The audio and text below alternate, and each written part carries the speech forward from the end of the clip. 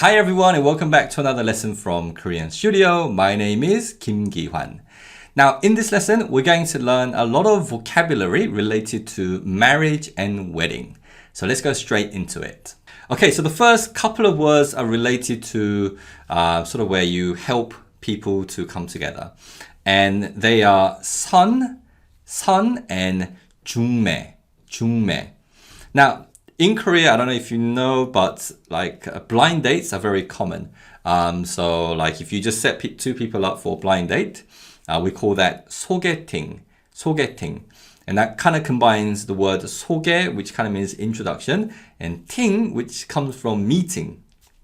So we kind of combine it together and form an entirely new word called 소개팅. So 소개팅 is more sort of casual, where you're just sort of introducing two people to be maybe a couple. But son is a type of blind date, but with a potential spouse. So son is more about meeting someone because you have the intention of marrying that person if things are right, if you guys hit it off. And so son is a little bit more serious. It's not just light-hearted blind date, but it's a blind date with the intention of the two people that are meeting know that, oh, we're meeting because maybe if things go well, we'll get married. Jungme is more like matchmaking. It's more of an arranged marriage thing. But in Korea, it's not a strict arranged marriage. It still requires two people to be interested in being married. But I think in some Korean families, it's a little bit more forced. But I don't know. I don't want to throw in too many assumptions, but basically jungme is more matchmaking. So there are also like professional people who kind of, I don't know what you call them actually, but they do like their business is basically to do with jungme. So they'll help people to come together. But yeah, so son is more a blind date with a potential spouse, and jungme is more matchmaking, a little bit more serious, almost kind of like an arranged marriage, but a little bit different. Okay, so let's say whether it's son or jungme, or whether it's a man and a woman coming together, maybe a boyfriend and a girlfriend who've been together for a long time, and they decide to be engaged. And engagement in Korean is 약혼. And this is pronounced 약혼 because the 기역 받침 in 약 combines with a hiet in the following syllable. So it's 약혼. And the hon in this word is a very important syllable because it means marriage. And it's basically used in so many different words related to marriage. And 약혼 means engagement. To engage or to be engaged is 약혼하다. So if you want to say, oh, I'm engaged, then we use the past tense to say that something is done. So we say, oh, 저는 약혼했어요. It means like I'm engaged. And to refer to a fiance, so a woman that's engaged, we say 약혼녀. And to refer to someone who is engaged, we have 약혼자. So 약혼녀 is a woman that's engaged, and 약혼자 is a person that's engaged. There isn't a specific term for a man that's engaged, but I think we generally use 약혼자. And if you wanted to have an engagement ceremony, maybe you're very proper and you're like, oh, I want to announce it to the world that we're engaged. And then you would have 약혼식. Shik means ceremony. So later when we learn the word for wedding ceremony, we also use the word shik. But graduation ceremony is called 졸업식. A funeral ceremony is called 장례식, and so on. So shik means ceremony. And then we have the word for marriage, and that's 결혼. So when it's said in natural speed, it's 결혼. That 리을 받침 carries over. 결혼. The verb to marry is 결혼하다, but 결혼하다. So all that sort of the 받침 sound carries over. It's a 결혼하다. A wedding ceremony is 결혼식, and a wedding ring is 결혼 반지. And 반지 means a ring. So 결혼 반지 means a wedding ring. And then we also have wedding anniversary. So, your marriage anniversary that you have every year is 결혼 기념일. 결혼 기념일. The noun 기념 means to commemorate, so to remember something, and 일 means day. So 결혼 기념일, so 기념일 together alone means anniversary. So you can have other types of 기념일. So when we say 결혼 기념일, it means wedding anniversary. 결혼 기념일. Okay, so we have, so the syllable hon gets used in all those words as well. And then we also have newlyweds. The word for newlyweds is 신혼, 신혼. Again, the ni은 받침 carries over. 신혼, 신혼. And 신 means new, and hon, as we mentioned already, means married. So newlyweds, 신혼 means newlyweds, newlyweds. So a newlywed couple is 신혼 부부, and we'll come to that word in a minute, but 부부 basically means a married couple, a husband and wife. So 신혼 부부 means newlyweds. And possibly the happiest trip that most of us will take, the honeymoon, is called 신혼 여행. 신혼 여행. And the word 여행 simply means travel. So 신혼 여행 means honeymoon. Sometimes Korean people just use honeymoon, honeymoon. We just say phonetically in Korean. So honeymoon is honeymoon, honeymoon. But 신혼 여행 is, I think, is a little bit more common.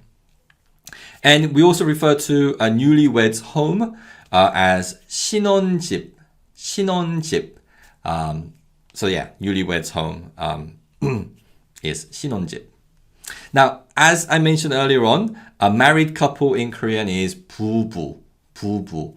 And the syllables 부 actually have, although obviously in Korean it's the same, but the origins are different. So one means husband, one means wife.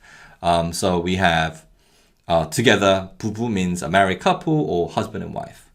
And I was trying to think of like, what words can I teach related to a married couple? But in Korean, we have this phrase, 부부 싸움.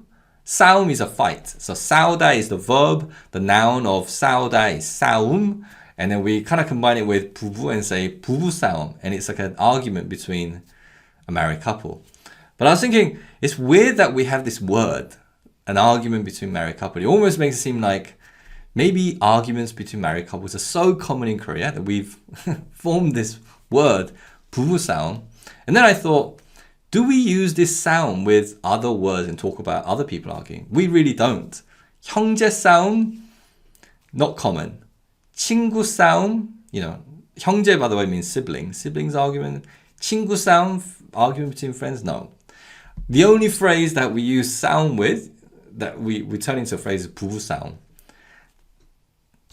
Let's move on. So then we have these two words which are quite useful, and we have 유부남 means a married man, and 유부녀 means a married woman.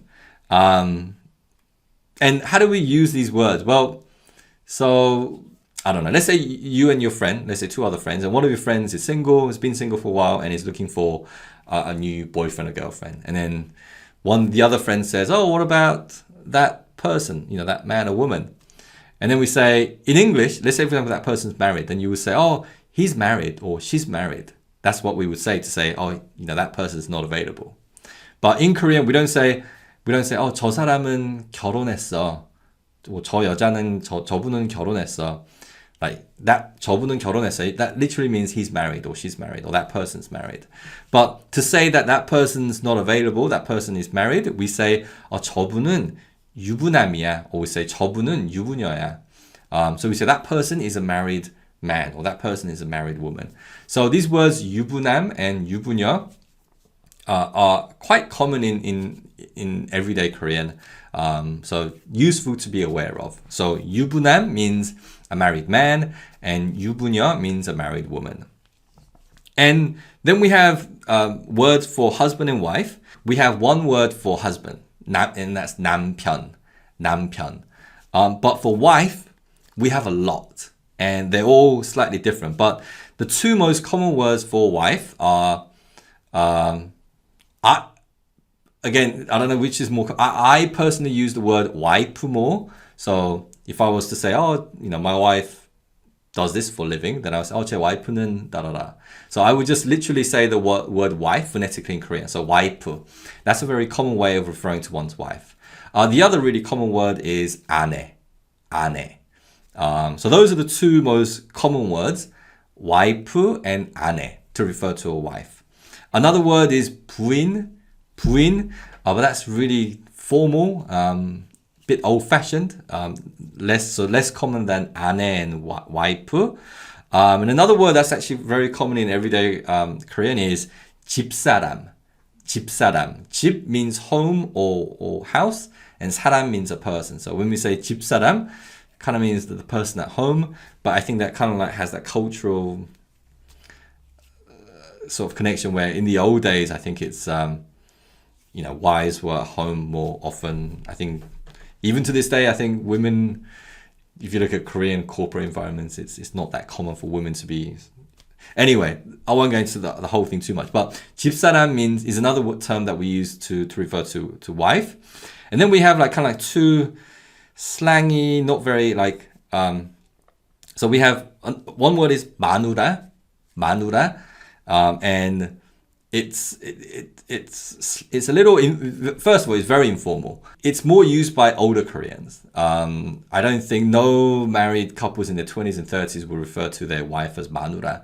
And it's also used in a way when you're not happy with your wife. Maybe like some guy's out, maybe he's had an argument, he's out with friends, and then he's like complaining about his wife, then he'll use the word 마누라. So it's not a very nice term to use. And as I mentioned already, it's definitely not a term used by younger Korean generations. It's more by older Korean generation. So 마누라 is one. Another one, probably even worse, is 옆편네. Again, very slangy, very informal. And it's 옆편네 is actually it's not a nice word to use. Again, it would only be used when someone's very upset with their wife and they're just kind of like using that word to refer to their wife in a very nasty way. I think the key thing to note is that wife and 아내 are the more common terms, and then we have 부인 is a very formal word. 집사람 is actually quite common, and then we have the other two terms which are informal and are not nice terms to use. So yeah, do keep that in mind.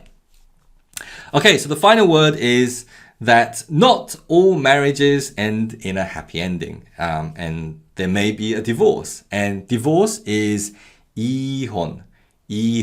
And again, we had the syllable 혼, which refers to marriage or wedding, and the syllable 이 refers to like separation.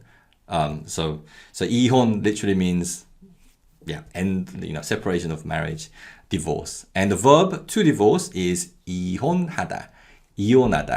And one thing to note is that here sound often is silent when it comes after vowel. So 이혼, it's in natural speech, it's very rarely pronounced as 이혼하다. It's 이혼하다. 이혼. Okay, so that's it for today's lesson on vocabulary related to wedding and marriage. And I hope the words that you learned today are helpful, and I hope the lesson was interesting. I look forward to seeing you soon again. Bye-bye.